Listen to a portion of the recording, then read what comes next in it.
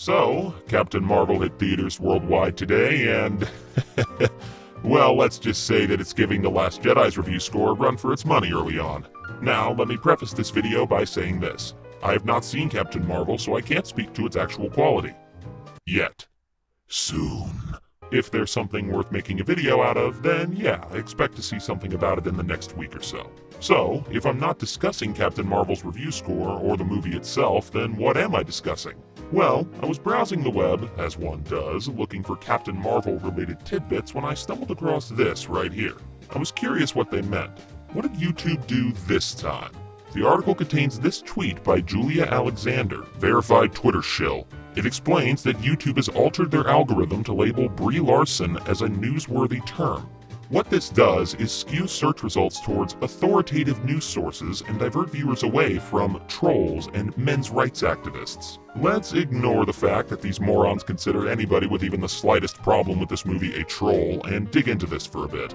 A quick search on YouTube for Brie Larson will verify these claims. My top results after searching her name bring up a variety of authoritative news sources, such as People TV, Variety, BuzzFeed, and who could forget Jimmy Kimmel, the most trusted name in news, hands down. I'm trash! If you or anybody you know consider the aforementioned people and or sites as news, please consult a doctor right away, as they may be mentally retarded. You are fake news. Moving on, a quick glance at the top of the search results backs up this Julia person's proclamation that Brie Larson is now being categorized as a newsworthy term.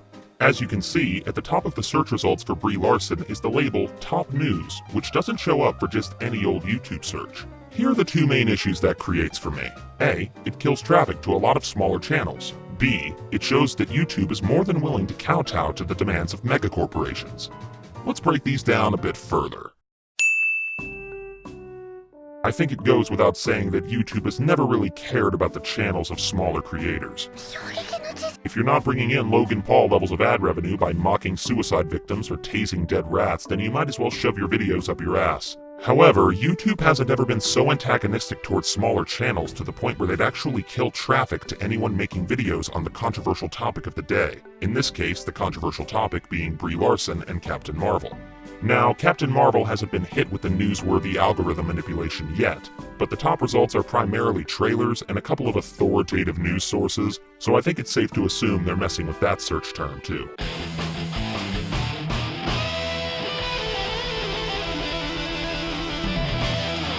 In fact, there's a very high likelihood that no one outside of the 50 people currently subbed to me will ever even see this video, meaning that the people trying to get this issue the attention it deserves won't be able to get it any attention at all. Well, that's just fucking great! And, as I've said, given that the channels affected by this are primarily smaller creators like myself, there's nothing we can do about it. YouTube will continue to ram us in the ass because we lack the money or the following to do anything about it. I own you. You're my bitch. But I'm not sure that YouTube is entirely to blame for this one. Keep in mind, smaller creators do bring in a bit of ad revenue for YouTube, and with people generally upset with Captain Marvel, a lot of people are going to want to watch videos tearing the movie or its lead actress apart.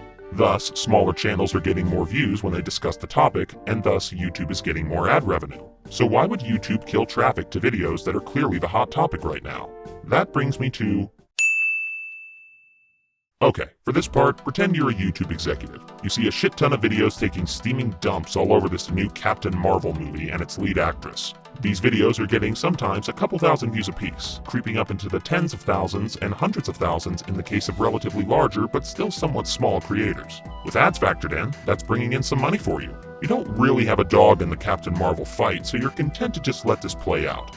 Then, all of a sudden you decide, let's kill all the traffic to these videos and instead start promoting authoritative news sources. Now, time for a pop quiz! Which of the following made you change your mind? A, the videos trashing the movie stopped getting views. B, the videos from authoritative news sources are getting more views. C, Disney or one of its subsidiaries put pressure on you to do so. Or D, you didn't like what the anti-Captain Marvel videos were saying. If you chose C, then you are correct! Yes, it's almost a certainty that YouTube wouldn't have killed traffic to these videos unless they were instructed to by a higher power. It's not like these videos are exactly a new phenomenon. They've been around for months. If YouTube wanted to do something about them before now, they would have. So I think it's safe to assume that someone told them to do something about it. As I stated, some of these videos from smaller channels had garnered a couple thousand views, and some relatively larger channels have published videos with a couple 100,000 views that are now listed way further down in the search results. These videos with thousands to tens of thousands to hundreds of thousands of views are now being given the shaft in favor of videos from BuzzFeed, which doesn't even qualify as a news source as far as I'm concerned. BuzzFeed, which is a failing pile of garbage. Or in favor of videos with less than 2,000 views between them. I guarantee you that YouTube didn't decide to do this on their own. They may not have liked what the anti-Captain Marvel videos were saying, but YouTube has always been a company more interested in the bottom line, and the bottom line seemed to be indicating that videos trashing Captain Marvel were going to draw in views, and thus more ad revenue. So that leads me to the conclusion that Disney, the only people who would benefit from fewer views on anti-Captain Marvel videos, instructed YouTube to manipulate their algorithm to Disney's benefit. Now let me stress this, I'm not versed in the world of mega corporations. I can't say what Disney would have done to get YouTube to comply with this, but I refuse to believe that the people at YouTube woke up one day and decided to restrict these types of videos when they've been allowing them to circulate unvetted for the past several months. The interesting thing is, this isn't Disney's first foray into this kind of stuff. Just a short while ago, Rotten Tomatoes did away with the Want to See rating on their site. The Want to See rating is pretty self-explanatory. You mark if you want to see a movie or not, and the site calculates a percentage of people who want to see the movie. At least that's what they used to do. Shortly after Captain Marvel's Want to See rating dipped under 30%, Rotten Tomatoes announced that they were doing away with the function site-wide. Which begs the question, why? If you buy the PR bullshit that Rotten Tomatoes spat out for their reasoning, then you're probably a drooling simpleton. Movies have had low ratings in the Want to See category before, but it's never been an issue. Then, all of a sudden, the Want to See rating for a Disney Marvel movie tanks, and sure enough, the ratings are gone all across the site within a day. Well, maybe Rotten Tomatoes did arrive at that conclusion on their own, and the timing is just coincidental. No. Rotten Tomatoes cares about one thing and one thing only: site traffic. Just like YouTube with ad revenue, site traffic is how Rotten Tomatoes makes their money.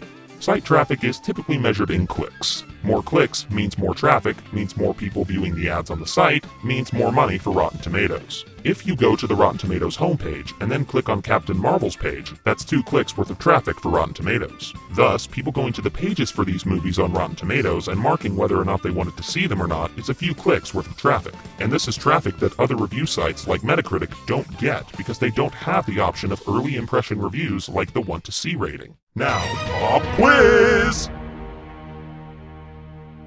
Why would Rotten Tomatoes do away with the Want to See feature and thus a small amount of their site traffic? A. Disney told them to.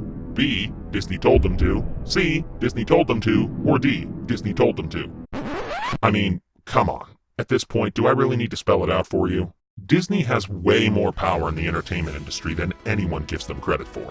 They were already one of the most powerful conglomerates in the world, and their recent acquisition of 21st Century Fox has put them about as close to a monopoly as is possible in the modern age. It's really no surprise that they have the power to put pressure on sites like YouTube and Rotten Tomatoes to comply with their wishes, even when those sites have powerful backers like Google and Warner Brothers. The worst part, though, is that no one seems to care. No one's batting an eye at Disney ordering YouTube to bend their customer base over a barrel and fuck them till they bleed. This article from The Verge, one of those authoritative news sources I'm sure, is actually applauding this shady practice because it shuts down the trolls. And while that may be true, it shuts down everyone with legitimate gripes as well. But they don't care, because that's the idea! Even if you have legitimate problems with this movie, they will throw the blanket insults of troll and sexist at you and everyone else like you. Then it's only a matter of time until the Twitter checkmarks devour you like hungry piranhas devour a cow.